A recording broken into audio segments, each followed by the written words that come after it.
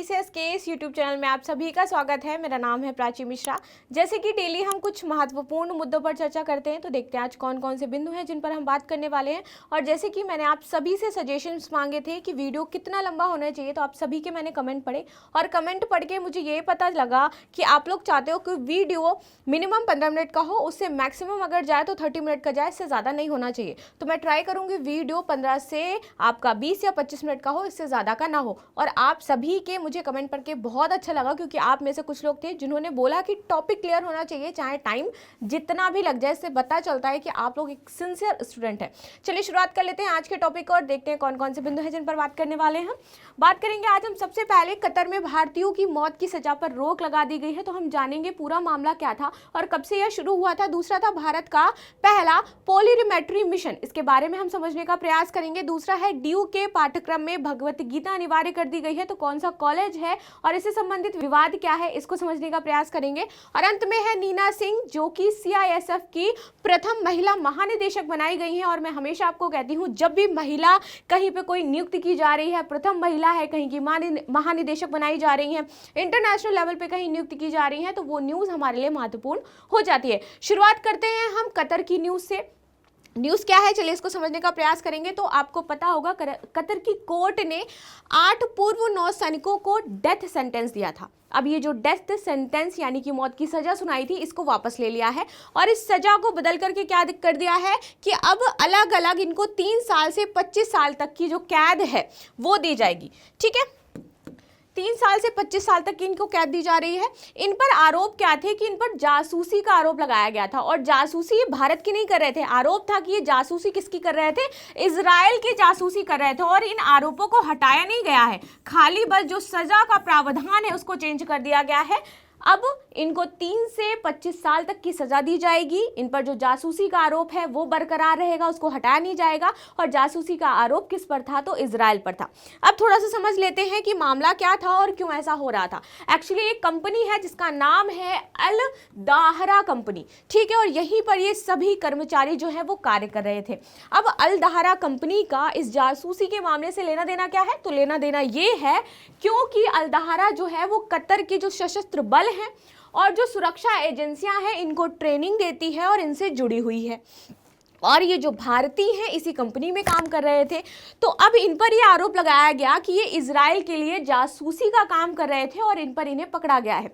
अभी तक आरोप उजागर नहीं किए गए हैं, इन्होंने क्या कार्य किया है ये भी उजागर नहीं किया गया है। कोई भी मामला खुल करके सामने नहीं आया इससे संबंधित। ठीक है, चलिए, इन अधिकारियों की जमानत याचिकाएं भी कई बार खारिज कर दी गई, क्योंकि ये एक अच्छे पोस्ट पर थे। वहां पर बहुत सारे लोगों ने वहां पर जमानत याचिकाएं जैसे ही इनको गिरफ्तार किया गया भेजी, लेकिन हर बार वो खारिज कर दी गई। चलिए आगे देख लेते हैं फिर क्या हुआ, मामला कहां से शुरू होता है और कहां तक पहुंचता है, इसको थोड़ा हम आज समझेंगे। अगस्त 2022 में 8 भारतीय नागरिकों को हिरासत में ले लिया गया। मामला कब से चालू है, ये तो 2022 से चालू है। ठीक है, 26 अक्टूबर 2023 को इनको मौत की सजा सुनाई जाती है, जब यह न्यूज़ में आता है और आप सभी को पता चलता है कि मामला क्या है। अभी तक शायद कई लोगों को ये लग रहा होगा कि ये भारत के लिए जासूसी कर रहे थे इसलिए इनको पकड़ा गया, लेकिन ये जासूसी का आरोप इन पर इजराइल के लिए लगाया गया है। ठीक है, 20 नवंबर को अपीलीय अदालतों में पहली इनकी सुनवाई की गई क्या थी, और 23 नवंबर को दूसरी सुनवाई हुई। ठीक है, भारतीय राजदूत को काउंसलर एक्सेस हासिल नहीं हो पा रहा था, इसलिए वो बात नहीं कर पा रहे थे। कतर में मौजूदा भारतीय राजदूत इन 8 पूर्व नौसैनिकों से मिलने के लिए तब सक्षम नहीं थे, क्योंकि इनका जो कनेक्शन है वो बिल्ड नहीं हो पा रहा था, बात नहीं हो पा रही थी। इसके बाद 1 दिसंबर को यह मामला किसके संज्ञान में आता है, PM मोदी और कतर के जो अमीर हैं, ठीक है, दुबई में उनसे मुलाकात करते हैं ये जाकर के। वहां पर 1 दिसंबर को मुलाकात होती है हमारे PM की। 3 दिसंबर को क्या होता है कि भारतीय राजदूत को काउंसलर एक्सेस प्राप्त हो जाता है, जिससे हम उनसे कनेक्ट कर पाते हैं। एंड देन 28 दिसंबर को फाइनली कतर की जो अदालत है वो मौत की सजा को कम कर देती है, मौत की सजा को हटा देती है और उनको 3 से 25 साल की सजा का प्रावधान यहाँ पर दिया जाता है। लेकिन एक इंपॉर्टेंट चीज क्या है कि इनसे अभी भी जासूसी का आरोप जो है वो हटाया नहीं गया है, ये महत्वपूर्ण है। तो आई होप मुद्दा समझ में आया होगा, शुरू कहां से हुआ ये समझ में आया होगा, क्या चीजें थी आपको ये अब पता चला होगा। ठीक है, तो ये तो था पूरी बातें जो इसमें बताई गई थी। अब आगे क्या होगा, तो वर्ष 2014 भारत और कतर के बीच एक समझौता हुआ था। 2014 में समझौता था कि इन दोनों देशों के बीच सजा काट रहे कैदियों की अदला बदली के लिए सहमति जताई गई थी। ठीक है, और इसी के बेसिस पे ये वाला जो प्रेजेंट का समझौता है, जो मामला रफा दफा किया गया है, इन्हीं बेसिस पे किया गया है। ठीक है, कतर में कैद भारतीय कैदियों को अपनी सजा का शेष हिस्सा भारत में काटने के लिए यहां लाया जाएगा और वो कतर की जेल में नहीं रहेंगे, वो रहेंगे किस जेल में, भारत की ही जेल में रहेंगे। ठीक है, भारत में सजा काटने वाले कतर के कैदियों को उनके देश वापस भेजा जाएगा। तो ये समझौता होगा क्योंकि इससे पहले 2014 में भारत और कतर के बीच में एक समझौता हुआ था, तो उसी के तहत अभी जो 8 वहां पर गिरफ्तार हैं उनको यहां पर बुला लिया जाएगा और यहां से 8 कैदियों को कतर भेज दिया जाएगा और दोनों ही अपने अपने देश में जो उनकी सजा है वो काटेंगे। ठीक है, चलिए, तो ये था मामला, आपको समझ में आ गया कि वो जल्द ही भारत भी लौट करके आ जाएंगे। अब दूसरी न्यूज है कि भारत का पहला पॉलिमेट्री मिशन इंपॉर्टेंट क्यों हो जाता है, क्योंकि ये भारत का पहला है और अगर विश्व की बात की जाए तो ये विश्व का दूसरा मिशन हो जाता है, क्योंकि इससे पहले एक मिशन किसने लॉन्च किया है, अमेरिका ने, यूएसए ने लॉन्च किया हुआ है। ठीक है, अच्छा, ये जो पॉलिमेट्री मिशन है आपका, ये भेजा किससे जाने वाला है, तो PSLV C-58 से लॉन्च किया जाना है, इसीलिए यहां पर आपकी इमेज लगी है PSLV C-58 की। चलिए आगे आ जाते हैं, आपसे से संबंधित एक प्रश्न पूछना चाहती हूं अभी कि ये बताइए जो आदित्य L1 है इसको किससे प्रक्षेपित किया गया था। ठीक है, कमेंट में मुझे आंसर जरूर देना, क्योंकि जब मैं कुछ अलग पूछती हूँ ना आपके कमेंट बहुत ज्यादा आते हैं, लेकिन जब मैं आपसे आंसर पूछती हूँ तो कमेंट बहुत कम हो जाते हैं।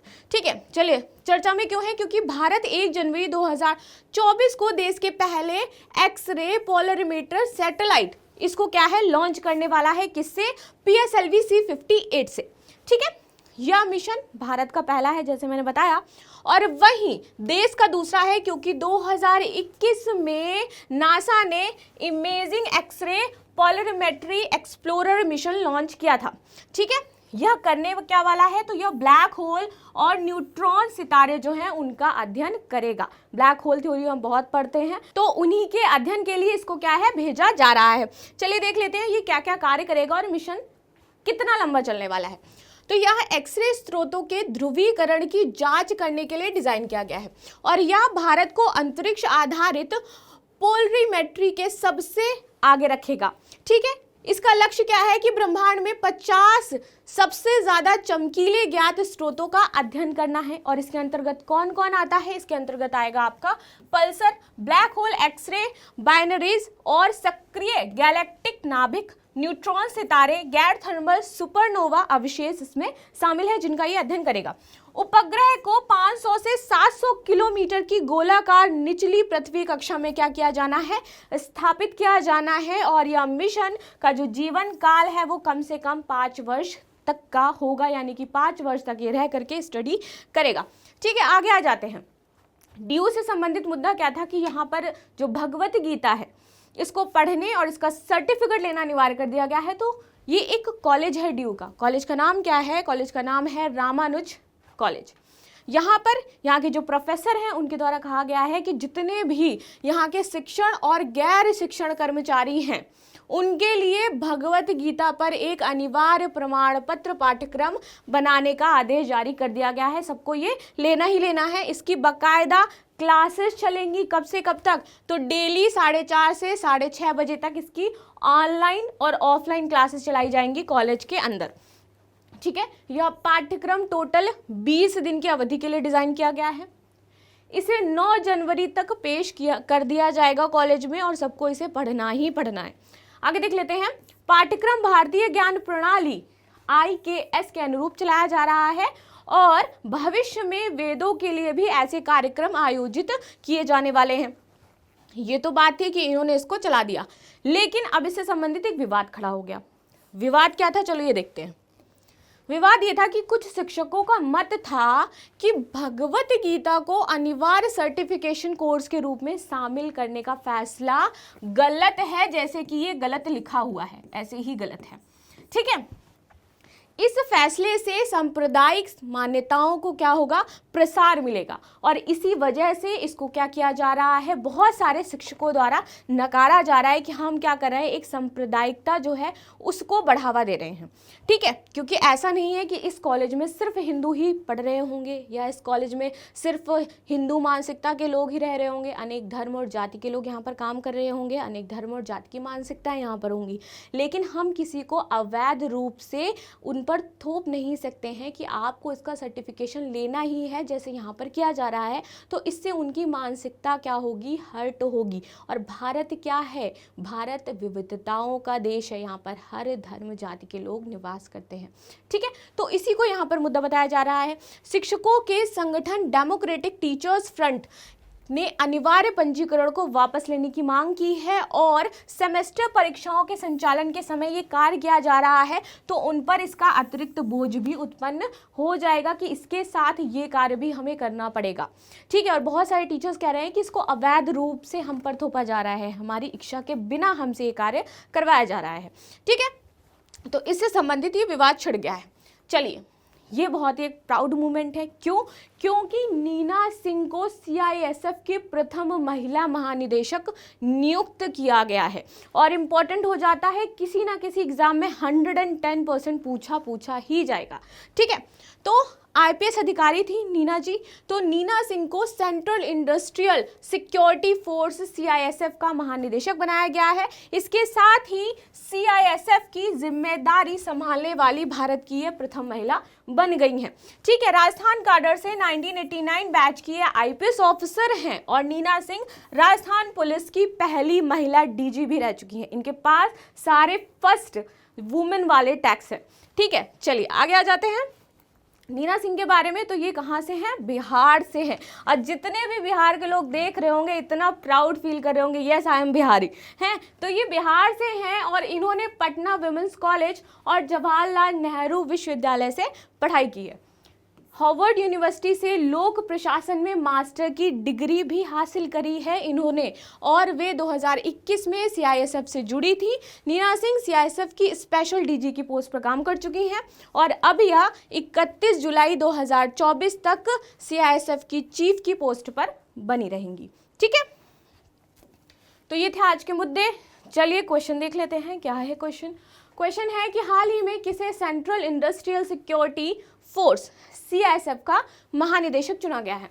नीना सिंह, किरण शर्मा, ललिता मेहर और राजकुमारी कौर। तो ये था आज का प्रश्न। कमेंट में मुझे आंसर्स मिलने चाहिए। मिलते हैं नेक्स्ट क्लास में, तब तक के लिए धन्यवाद। लाइक शेयर सब्सक्राइब करना बिल्कुल भी ना भूलें।